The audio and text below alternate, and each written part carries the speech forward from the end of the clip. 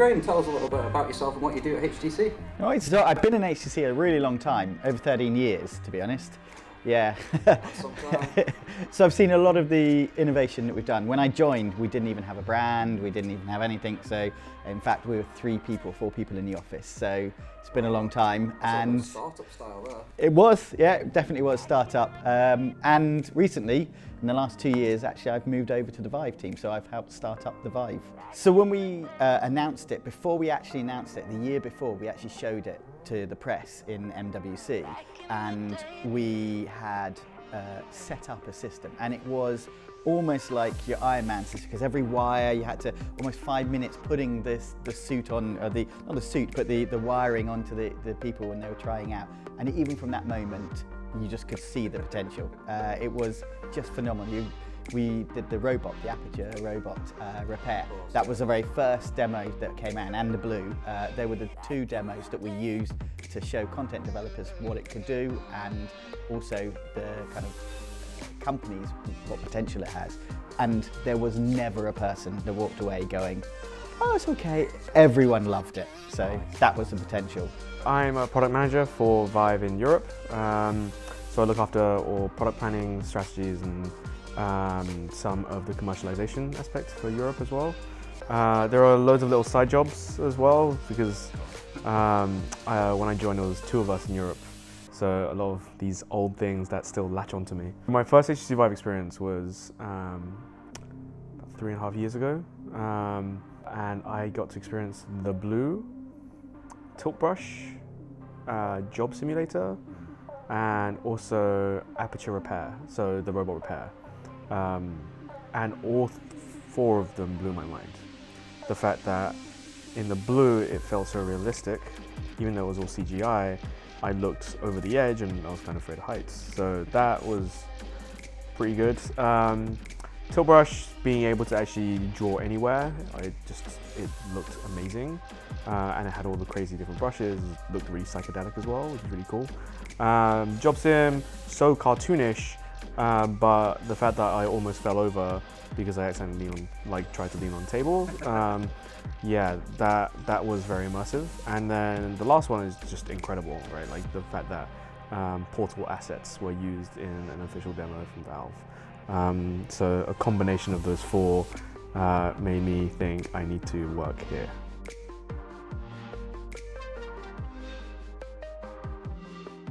I think obviously if you look at the Ready Player One book and how that has mixed the VR world into the real world, and you can see the aspects of that could actually be realistic for us within the VR experience. About a year ago, I checked how many people in the office even knew what Ready Player One was, or have read the book. And I bought all the interns the book to read. It's a short read. Yeah, read this over the weekend, just so that you understand what we're going to start marketing about around the film, and getting people excited about the future of VR. Right, that book was written before Vive was even a concept, so it was really exciting to work on something that, when I read it, wasn't even a thing that was material to even see, but now it's something that people can have in their homes. I mean, we're still very early in the days of VR. All the things like the treadmills they used, gloves that are for consumer use, those things are still being worked on by the industry.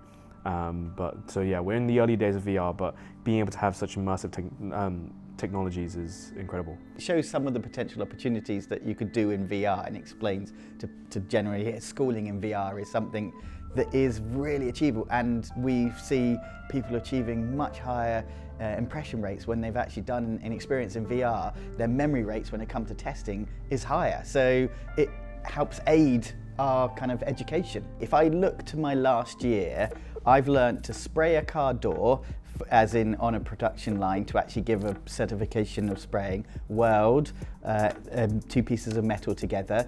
I've learned to drive a car like a professional car driver. I've learned how to do a surgery on a doctor's doing a catheter into, or a lease line into one of the heart veins, and I've learnt how this doctor likes that procedure, and I've learnt to work on the Volkswagen production line, all from just being at shows and having the advantage of trying these things. So people are coming to us, showing us the opportunity that they can do. You can be a firefighter trainer, you can be anything. I think the one thing I always say about the VR is we're only limited by our imagination, and this is the only piece of technology I've ever seen that has that potential to change anything you can think of.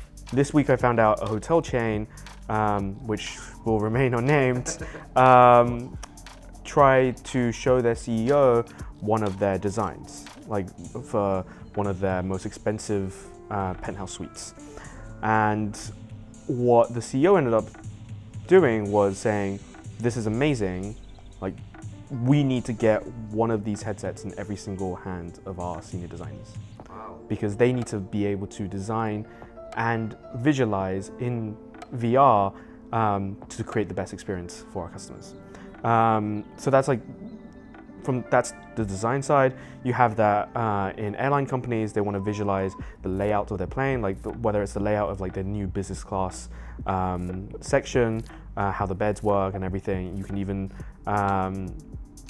design cars as well. So BMW like to use it as part of their design process, and then you have the guys like Audi trying to use VR to sell people cars. So you can customize your car, the color, the interiors and everything, and like actually feel like you're inside the car, so you know exactly what you want to buy.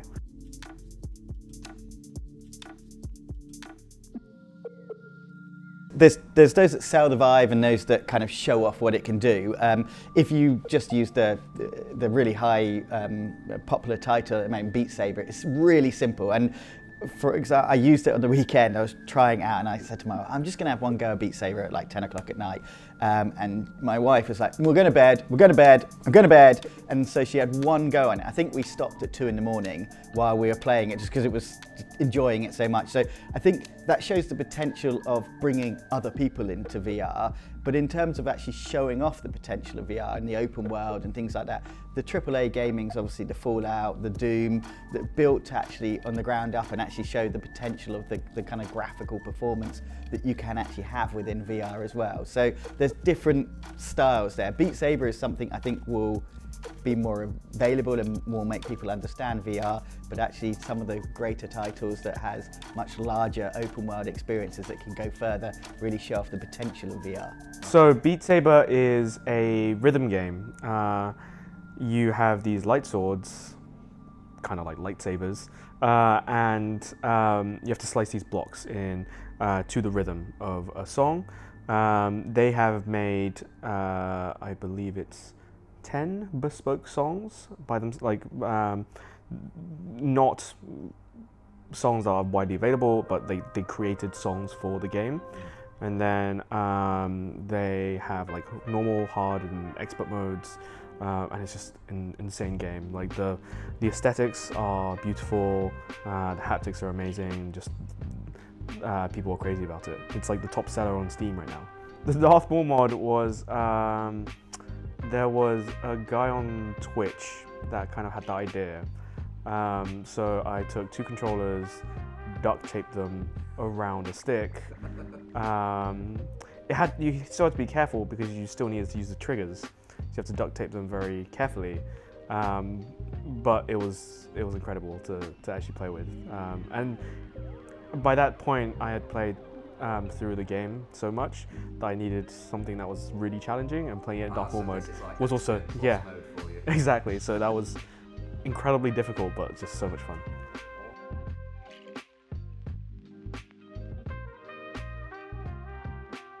So for us, we have the Vive, the original Vive that's out, and we've obviously price dropped that to bring it down into more of a mass market. More people can experience VR and get the kind of things we've talked about, Beat Saber and all those things. But we saw that there was a really great enthusiast market, people that really were wanting the best, the discerning customer, and that's where the Pro comes in. It helps us obviously go to the enterprise market as well, which actually is a booming industry for VR where they can see training and design and all these other sectors we kind of talked a little about earlier. But for us, the Pro really gives the best in all the other elements that we've learned from our years within the VR industry. And it's strange to say we have some heritage in VR. We're one of the only companies that kind of can say that. And if you look at simple things, and I'm not going to pick out the things that everyone talks about because the resolution is higher, the sound, the speakers are higher, the comfort is better. Those are all great. But if you take the smaller things, for example, the nose gasket on the Pro actually is designed with the inspiration of a petal. It's two-folded. So what it does is it can adjust to more different nose shapes and actually block out the light that comes from the light gap if you're using the original Vive, because when we designed it, we obviously learnt more and we can improve and always iterate. And that's when you have that light gap, it takes you away from the experience because you can see the real world while in the virtual world. So for us, those simple design elements where we're constantly evolving allow for the greater experience. And that's where we say the Pro is designed for the most discerning customer, because it has all the things we've learned from our 2 years with the original Vive. I mean, so I can't talk too much about our future roadmap, that's unannounced, but we do have the Vive wireless adapter coming in the summer. So you can use it with your existing Vive or Vive Pro, and it uses Intel WiGig technology to send a wireless signal from your PC straight to your headset without any compression artifacts or anything, or any slight noticeable latency just isn't even there. So it's completely seamless, really easy to set up. I've set up a few of them at the shows, and it's an incredible experience. With the Vive Focus, which we've launched in China, that is what it's called 6-DoF. So what that means is 6 degrees of freedom. It means it's not just what people are understanding like with the cardboard or other VR sort of screenless viewers where they put their phone into, where they just turn their head, their neck is fixed in a location. The 6-DoF actually allows you to step forward, step back and move around and dodge and duck and do all those things in a mobile VR sense.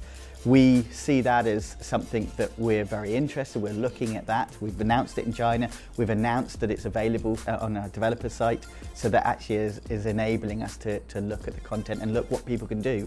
Because if you take the Pro, you take the Focus, it's not us that has created some of the cool things like Beat Saber. It's actually the content developers has taken our technology and created some amazing experiences. And it's those experiences that sell the product. So that's what we see about the Pro, is we're making some amazing hardware for people to make some amazing experiences with, and we really look forward to working with them to bring some of those experiences to the market. And hopefully I'll learn some more things at the next shows and I'll be able to rattle off all the other things that I've been able to do in VR.